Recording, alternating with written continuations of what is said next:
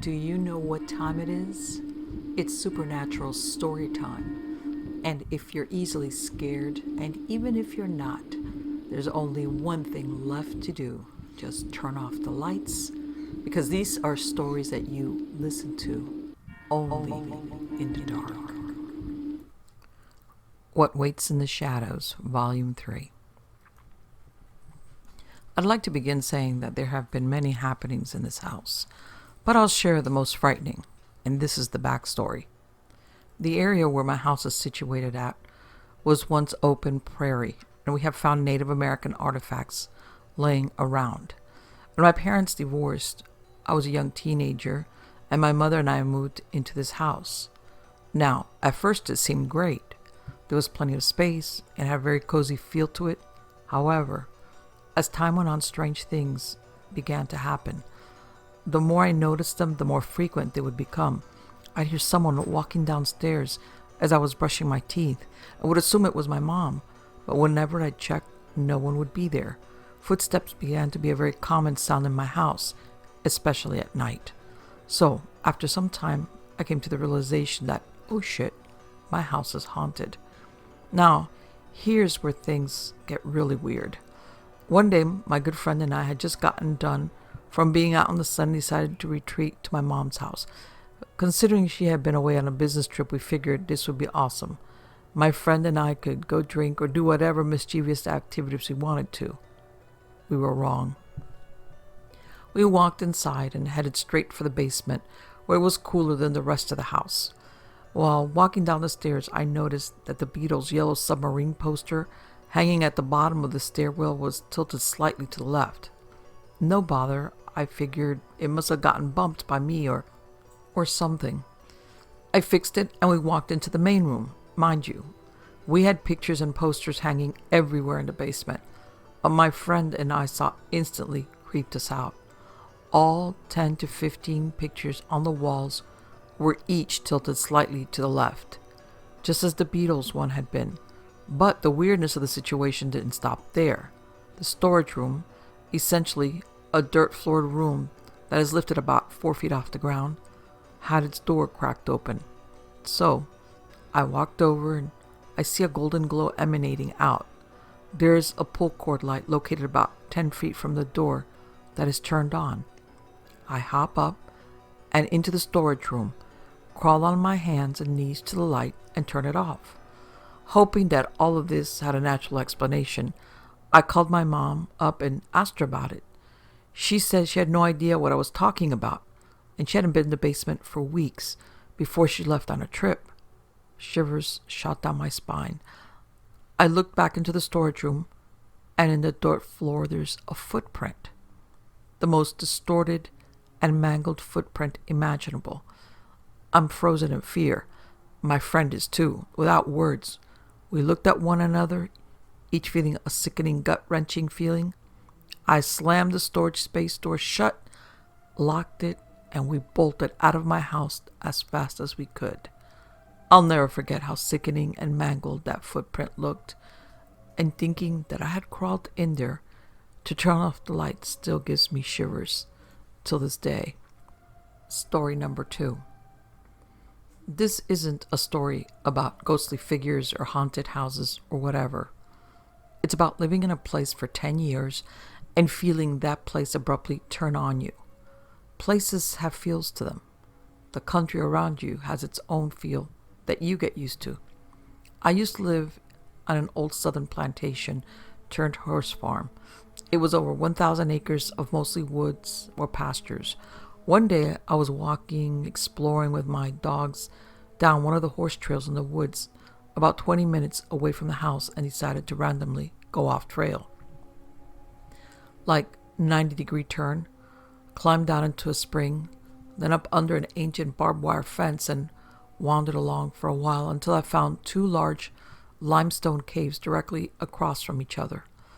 Both entrances were blocked up by a bunch of rocks haphazardly stacked on top of each other, but they weren't entirely blocked. I really wanted to go inside, but common sense told me I didn't have a phone, nobody knew where the F I was, what if a snake bit me or I broke a leg on the rocks, etc. So I just looked around the cave and found this awesome old knife that looked like someone had carved it from a deer horn. As soon as I picked up the knife, it was like the woods changed. If you've ever lived out in the country for a long time in the same place, you get a feel for it. My dogs got closer and clung to me. I felt distinctly unwelcome. I put down the knife, but that horrible feeling kept up until I was totally out of the woods and almost home again. I never felt comfortable alone in those woods after that. It was like one moment I'm happy and exploring, the next I'm being watched by someone who very much hates my guts. I'm sure it could be explained as nerves or whatever, but I looked for the caves later but never found them, despite knowing exactly where I left a trail. I know that feeling of connection with the land. I used to be able to wake up and go outside and know immediately if something was wrong. A sick horse, a loose horse, people hunting on our land, etc. Nothing I can explain, just a feeling. Whatever I felt when I picked up that knife, it was really, really hostile. That's probably my most unexplained experience. Story number 3. This is my house sitting story. 2 months after my brother and his wife bought a new house, they had to go out of town and needed their cats fed. Their house and my office are both a good drive from my apartment, but only a few minutes away from each other. My brother said if I wanted, I could just stay over in the guest room rather than driving among the 3 places. So I got the keys and instructions. I was staying there 3 nights, Monday through Wednesday. Monday evening was uneventful until about midnight. I was lying on the living room couch, watching Conan with a cat lying on my chest. I started to drift off to sleep. The next thing I knew, I was standing in pitch black darkness. I completely freaked out. I had no idea where I was. I felt around in the dark and felt nothing. Finally, I realized there actually was a faint blue light coming from above. I moved toward it and then understood where I was. I was in the effing basement. The light was coming through the basement door at the top of the stairs, which leads to the kitchen. Just enough moonlight apparently made it through from a window elsewhere in the kitchen. I bolted up the stairs, turned on the kitchen light, and closed the basement door. I was terrified until I calmed down enough to come to the conclusion you probably already came to. I had sleepwalked all the way down the stairs after opening the basement door, which I know was closed. A couple of things are important to the story. First, the basement. The house was very nice, actually more than they should have been able to afford. The only exception was the basement. I had only seen the basement once when I first got the tour. It was totally unfinished and was the one major thing they wanted to fix up.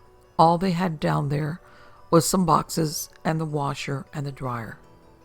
I had no reason to want to go down there and had kind of forgotten it existed. The other point is that sleepwalking is kind of a thing in my family, almost an inside joke.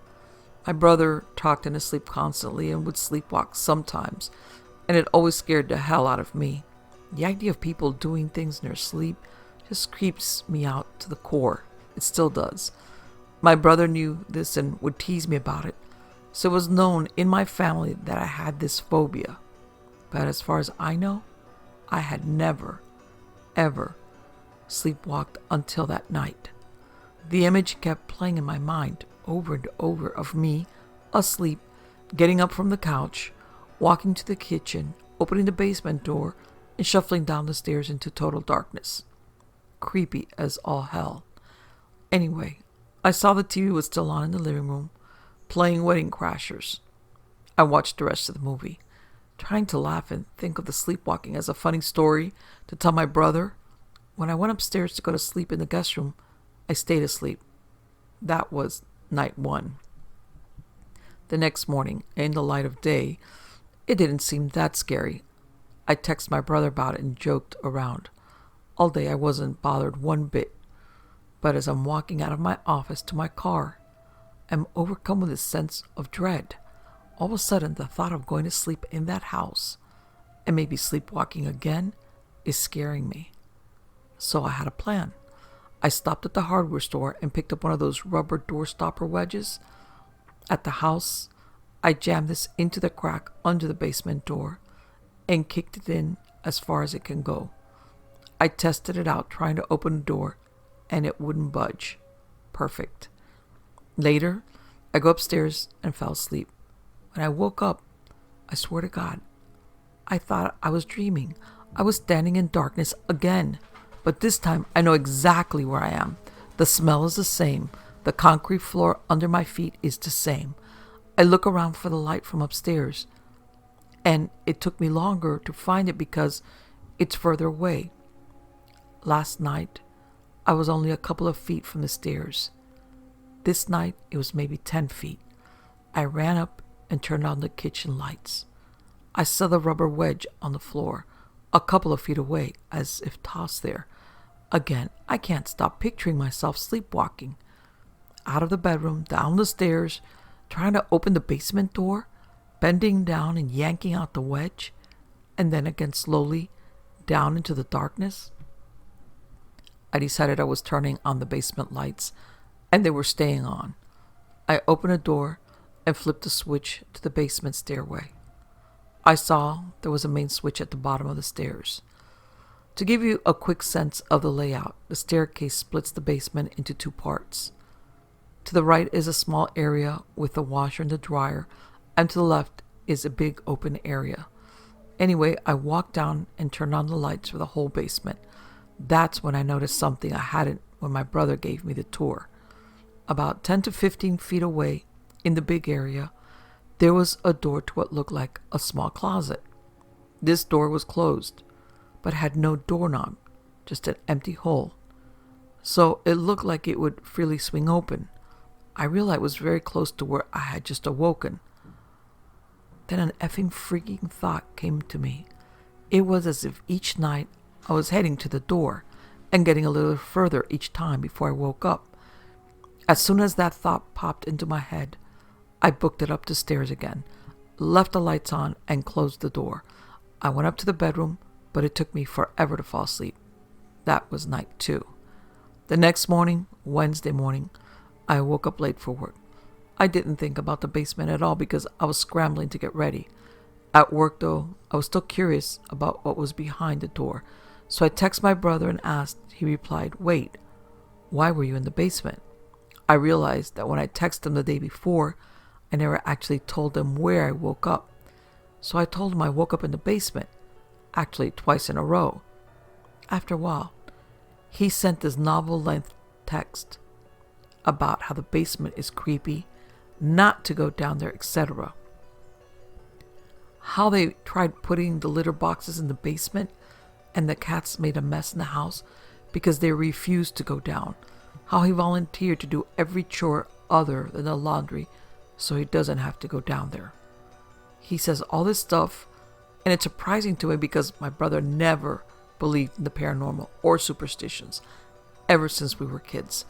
I also realize he never answered my question about the door, but I let it go. After work, I got the same feeling of dread as I walked to my car. I really don't want to stay there again, and I decided, forget it. I don't have to. So I went, fed the cats, got my stuff, and drove back to my place. I was supposed to feed the cats one more time, so I stopped over in the morning. As I went to sleep at my apartment, I was thinking of all the steps I would have to take to sleepwalk to the basement again, find my car parked around the block, drive asleep to my brother's house, etc. But this time, I sleep through the night. That was night 3. Thursday morning, I stopped at the house as planned. Was about to leave when I remembered that the basement lights are still on. I didn't even hesitate to go down to turn them off. There was something about being there in the morning that at the same time made it seem fine. When I went down again, the door without a doorknob caught my eye, and it also doesn't seem scary anymore. So, what the hell, let's see. I walked over to it and I distinctly remember not feeling spooked at all, until I reached my hand toward the doorknob hole to pull it open. As soon as I did that, and I mean instantly, I felt this electric feeling, like the air before a storm, and I imagined a hand coming through that hole and grabbing mine. It was like 0 to 60, going from no fear to being certain that something horrible would happen if I opened that door. It's hard to describe it other than that electric feeling. I booked it up the stairs and got out of the house. So a month later, I met my brother for happy hour. A few drinks in, we started joking about me sleepwalking and the creepy basement. I said he never answered me about what's behind the door, and he said, I don't want to know. Joking at first, but then insisting. Finally, he told me, and I didn't believe him. He's my big brother, and has only bullshitted me about 1,000,000 times in my life. This was his explanation. The previous and first owner of the house had a teen daughter that used the basement as her bedroom. The door was to her closet, where one night she curled up, took some pills, and killed herself. The family was going to remodel the basement, but after tearing it apart realized they couldn't do it and had to move. That was why only the basement was unfinished, and why my brother was able to afford the place. The seller had to disclose a suicide happened in the residence. He said that if I didn't believe him, to look up the market value of the identical houses in his tract. I now know how much they paid for their house, and it was way lower. He and his wife considered themselves rational people and figured it was a bargain, but didn't want to tell anyone. After they moved in, his wife was fine with the basement, but he grew to hate it. He apologized for not saying anything to me before staying there, but he never thought that I'd have any reason to go down there. Now, here's what convinced me. I said, okay, the only thing that makes me kind of believe you is that the last morning I was there, I went over to the closet door, and at this point I see my brother's face change, and I continued, when I went to open it, the air felt like, and at the same instant, I say electricity, and my brother says electric. At the same exact time, I saw his face and knew he was telling the truth. I've never stepped foot again in that basement, and I haven't sleepwalked since. Next story. I used to live in a house that backs up to a big public open space where there are hiking trails, lots of joggers, and people walk their dogs there. Anyway, one night, I had a kind of creepy dream that an old lady came into my room and was trying to get me to come outside. The dream woke me up, and I got some water, turned off my fan because it was cold, and then I fell asleep again. I went right back into the same dream with this old lady coming into my room and calmly saying, you have to go outside now. I kept telling her no, it was too cold. I woke up again and my fan was on. I figured I must have just thought I turned it off, or the button got stuck, so I got up, turned the fan off, and went back to sleep. This time, I had the same exact dream, except she was much older looking in this one and was really agitated. She was yelling, go outside. You must go outside. I got up in the dream and followed her to the hallway. When I got to the hallway, she wasn't there. And when I woke up, I was actually standing in the hallway. I have never ever walked around in my sleep before or after this. Also, my fan was on when I went back to my room. At this point, I was freaked out. So I got something to eat and watched TV for a couple of hours. I went back to bed around 5 or 6, and the dream didn't come back. The effed up part is that a couple of days later, I saw that there were police cars in the open space, and when I asked my mom what happened, she said they had found an older woman who was reported missing a few days before. She must have had a heart attack or a stroke or something on the trail by my house, and they had just found her body. Next story. I was driving home from work one night when I see a little girl on a tricycle riding across the street and into some woods that dropped off into a creek. I braked and skid to avoid her and walked to where I thought she fell. I saw no one, and a cop pulled up to ask me what I was doing. I told him he was the person I needed. I was still in my security uniform, and I told him that I saw a little girl riding her tricycle across the street, heading into the area where it dropped off. He then tells me right away that I saw what some other drivers also see. It was more than 40 years ago a child was killed riding her tricycle across that section of the road. Others have seen her multiple times, sometimes walking, other times on a tricycle. After some construction, brought change to that section of the road with expansions and barriers. The sightings all ceased. Next story. This happened when I stopped by a friend's house for dinner. They live in a 3-story house, but their landlord rented out the 3rd floor. I had to use the bathroom upstairs because the downstairs one was being used, and while I was in there I heard footsteps upstairs. It sounded more like a little kid running. I shrugged it off and figured it was just the upstairs neighbors. After dinner, I asked about them. If they had kids, how long had they lived there, etc. And my hostess, she looked at me kind of weird and said they didn't have neighbors upstairs, hadn't had some for a really long time. So I kind of freaked out and told her, I heard something running. And she was like, oh yeah, our house is haunted. The previous guy that lived here hung himself in the backyard and killed his entire family on the 3rd floor. No one wants to live upstairs. After that I was like, okay, thanks for dinner. Bye. Next story. My boyfriend lives in a Civil War era plantation home on a huge farm. The place has a weird vibe to it. None of the animals will come upstairs. If you bring them up, they start shaking and dart back downstairs. My boyfriend won't even go in one of the bedrooms. Slave shackles are still hanging up in the basement. The place has apparently been pretty dormant as far as paranormal activity goes for the past year. I've had a couple of odd experiences. My boyfriend says that it always gets more active around the holidays though. In November, right before Thanksgiving, I was staying the night with him. I was about to fall asleep and I heard something outside. At first I thought it was the pack of coyotes that roam around the back of the farm, but I heard it again a few seconds after the first time, and it was definitely not a coyote. I immediately woke up and was aware of my surroundings, and I heard it again. It was a woman outside calling for John. She sounded so panicked and distressed. I heard her call a few more times, and I could hear the voice moving around the yard. I was creeped out, but I cuddled up to my boyfriend and went back to bed and told my boyfriend about it in the morning. He said that that was a new one. Fast forward to exactly a month from my experience. I woke up and the first thing out of my boyfriend's mouth is, remember a couple of weeks ago you heard a woman outside calling for someone?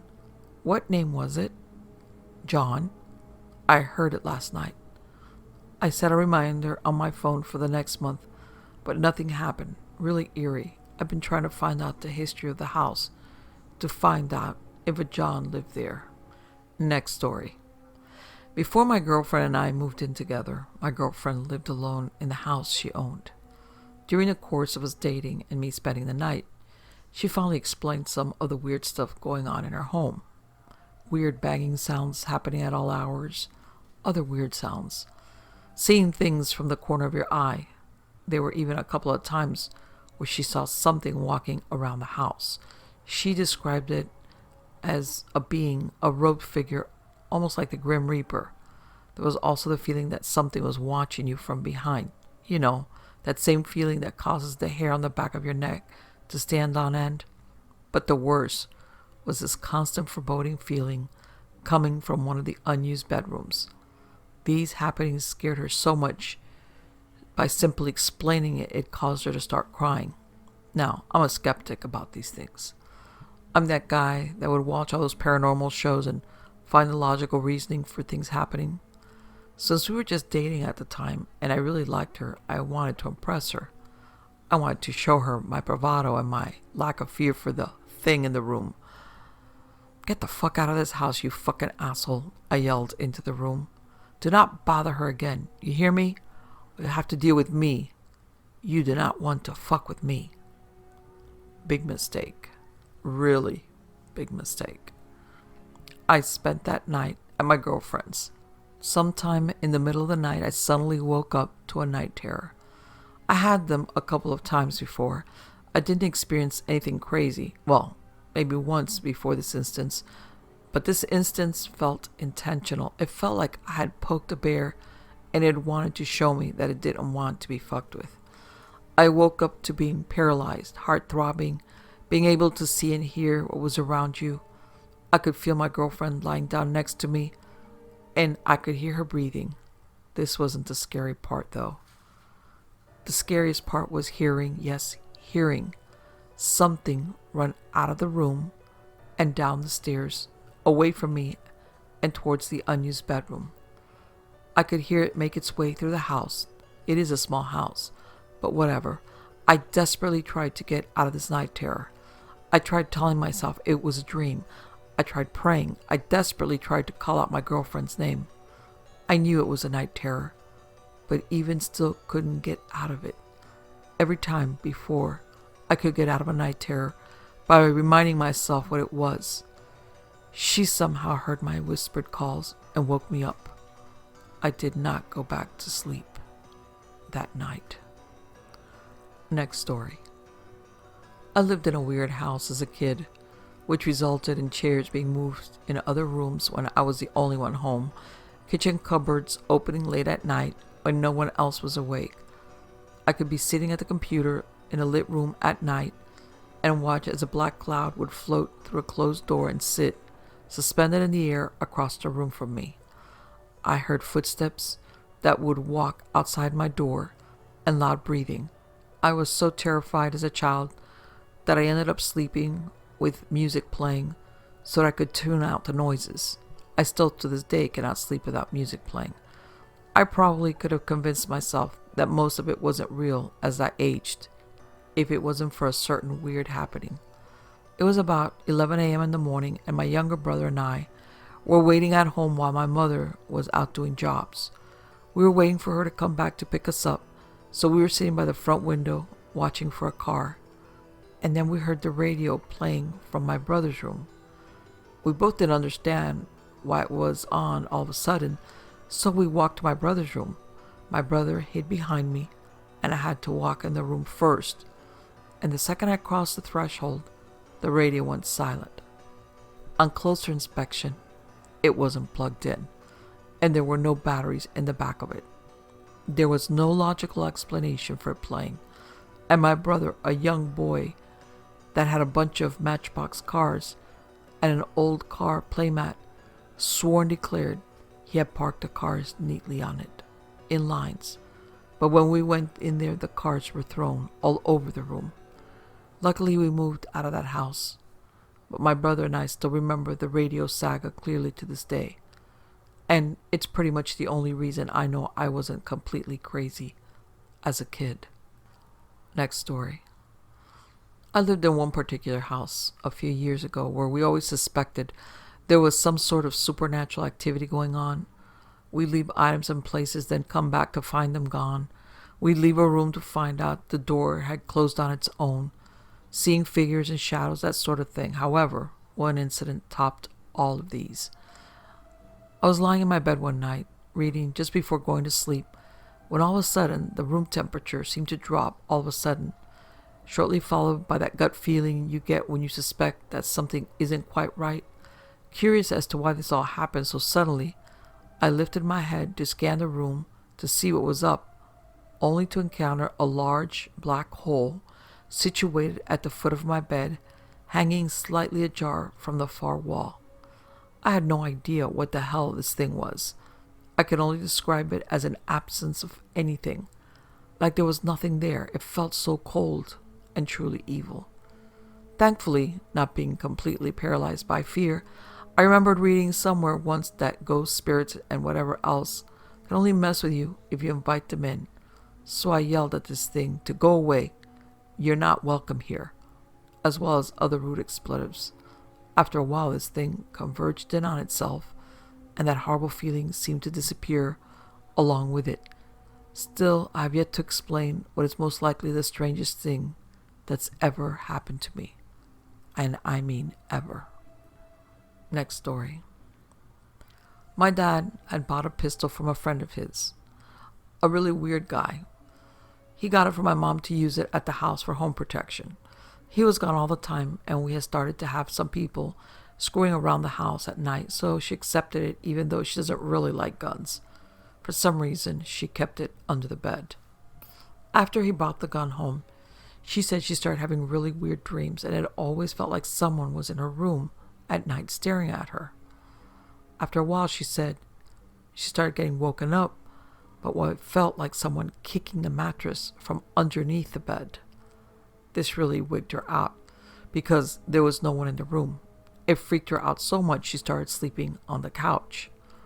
One day, her best friend came over and they started talking about this issue. Her friend suggested that it was a demon in her room. These are super religious people here, mind you. They both went into the room to investigate the cause of the disturbance, as they called it. My mother mentioned something about the gun, and her friend told her that that was probably the culprit. It had a demon attached to it, and she needed to get rid of it. So she picked it up and took it to the garage. Now, I have a hard time believing this next part, but they both swear to this day that it happened. She put the gun in a box in the garage and locked the deadbolt on the door, as we normally do. As soon as the bolt latched, she and her friend claimed that all hell broke loose in the garage. They claimed that it sounded like something was going berserk, knocking stuff all over and kicking at the door, trying to open it. They both huddled in the living room, praying like crazy for 20 minutes until the commotion died down. The next day, my dad came home and asked what had happened to the garage because everything was knocked over. She told him he bought a demon gun and made him immediately get rid of it. Next story. My wife and I moved into my parents' house when my uncle died unexpectedly. They had to move in with my grandmother to take care of her, so we assumed ownership of my parents' house. Now, this house has been the watering hole for my town back in the day. The well is in my basement. It is a hole in my basement floor covered by a 5-foot wide slate rock. This is important because our priest told us spirits can travel along waterways, which is why every time we bless the house, it is only for calm for a few months before things start happening again. Anyways, we moved into the house and things were nice. Everything was calm and my wife, fiance at the time, and I were happy, especially to be out of my sister's house. Once my wife got pregnant, things kicked into high gear.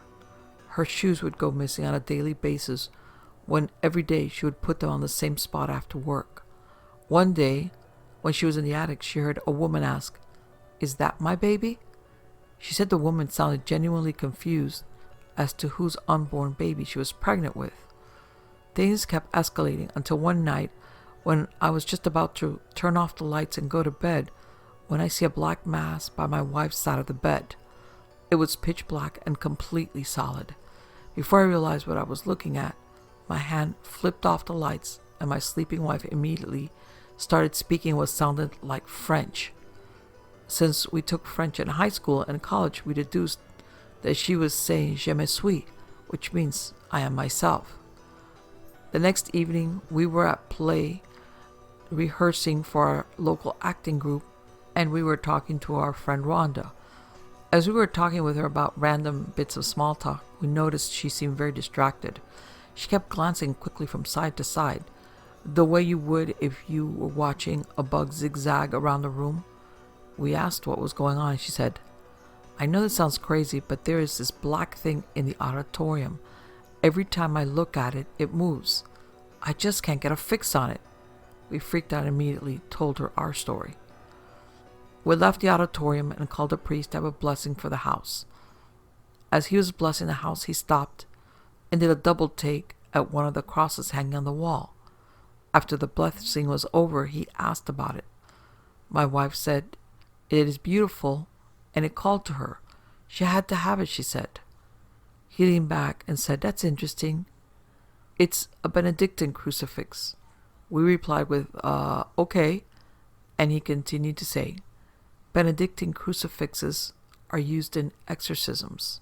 It is very interesting that this crucifix called to you so strongly."